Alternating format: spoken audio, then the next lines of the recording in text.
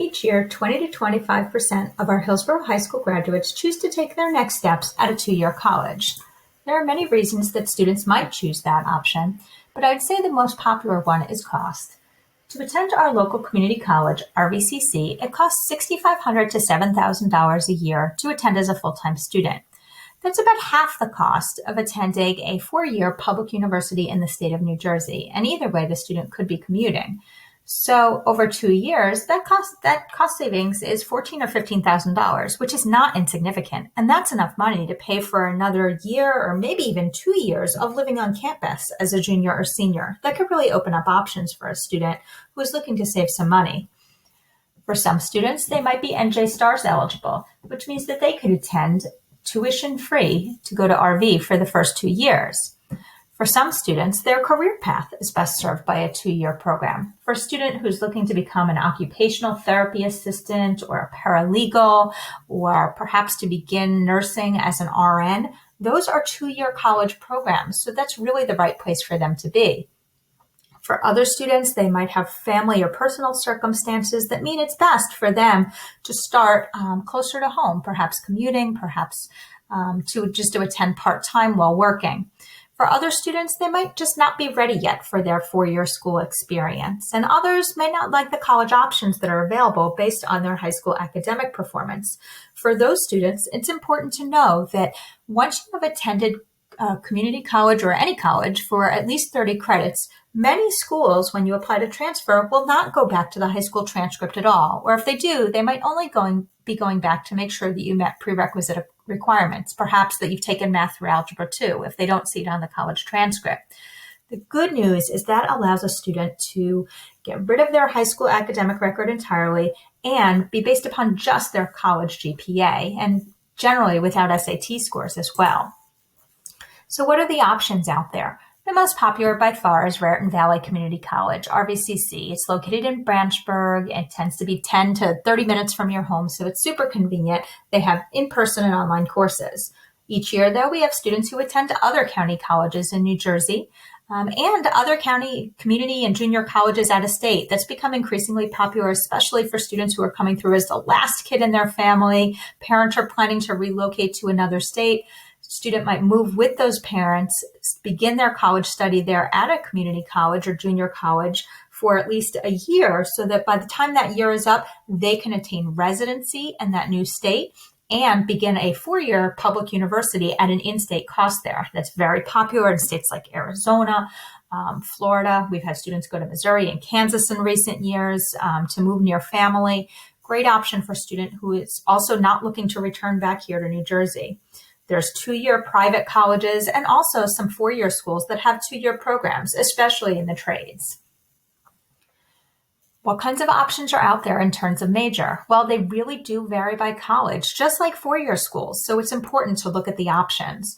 There are shorter-term training courses, certificate programs, and also associate's degree programs. This is a standard 2-year college degree, an associate's degree program. Now, amongst those associate's degree programs, I like to group them into 2 types. One, transfer programs. These are programs that are designed to transfer to 4-year schools. So if we look at the course requirements for the programs here, we would see that they have both major-specific courses, usually the first couple of courses in the major, maybe a couple of electives, and they also have general education requirements. So they are all going to have kind of an English composition course, probably some history, communication courses, science courses, etc., because those courses are also going to be in the 4-year college's plan. So you would start taking those courses during your first 2 years at community college as well, just like you would if you went to the 4-year school.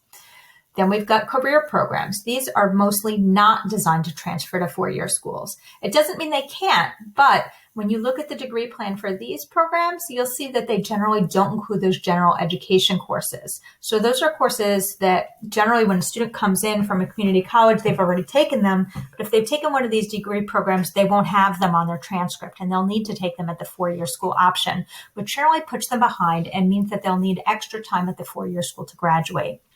This here is a great website that RV has put together. I like it because it's broken down by area of interest, and so it does a really good job of showing students the different options that are available within their area, perhaps communication and media or science and technology. You can see the different levels of degree.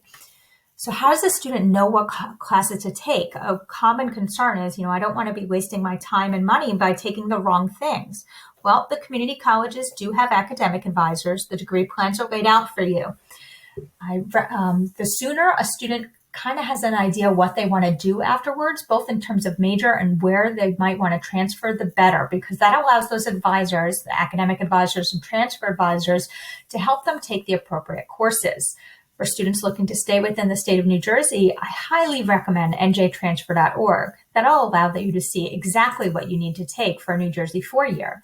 So here's a sample. This is RVCC to Rutgers Arts and Sciences as a bio major. This tells me exactly what 60 credits I need to take at RVCC to transfer.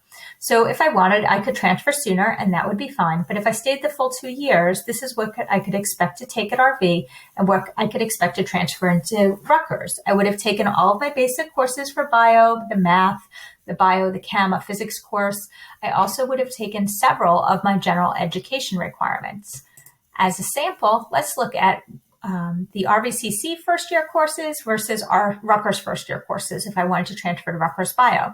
If we look at these side by side here, we'll see that they're almost exactly the same. The only thing I don't have here at RV is a first-year seminar, which is specific to Rutgers. Don't worry, you don't need to take it if you transfer in. Instead, I've taken an intro to theater elective, which satisfies my arts general education requirement at Rutgers, so I'm getting a little bit ahead there. By coming over here, then we look at second semester, and again, exactly the same. The only thing missing is Intro to Experimentation, which might not have an equivalent course at RV, but I could take it later on at Rutgers. So you can see I'm not getting behind, and I'm saving about half of my tuition. As I mentioned earlier, some students might be NJ STARS eligible. So that is gauged by where you are ranked in the class. That's based upon the weighted GPA. It's the top 15% at the end of junior or senior year. For this year, that top 15% was right around 99.5 for a weighted GPA, a little bit higher actually.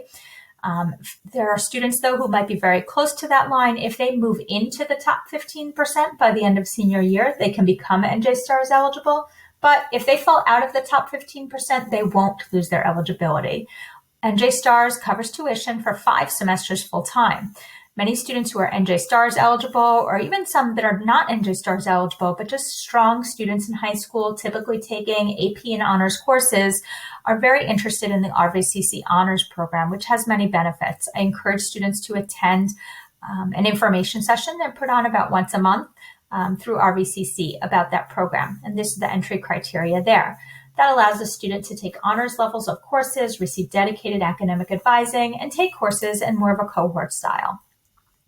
In general, for admission to 2-year schools, there are open admissions, so there's no minimum GPA. There's an online application. We do run an online application day every year for our RVCC students, but for all of the other schools as well, you can apply online. In general, transcripts are sent after high school graduation. There's a couple of exceptions, for instance, Rowan Choice and some of the others, but for the community colleges, we send them after high school graduation, and SATs and ACTs are not used for admission, but they can be used for placement if they are taken. So that would, if a student had SAT scores that were strong enough, they wouldn't have to take placement tests. And the timeline to apply to a typical community college program is in February or March of the senior year. Earlier if they're applying to RVCC honors. For students who are applying to programs like Rowan Choice, they're applying on the typical 4-year college timeline. Next up, we'll be discussing other post-high school options.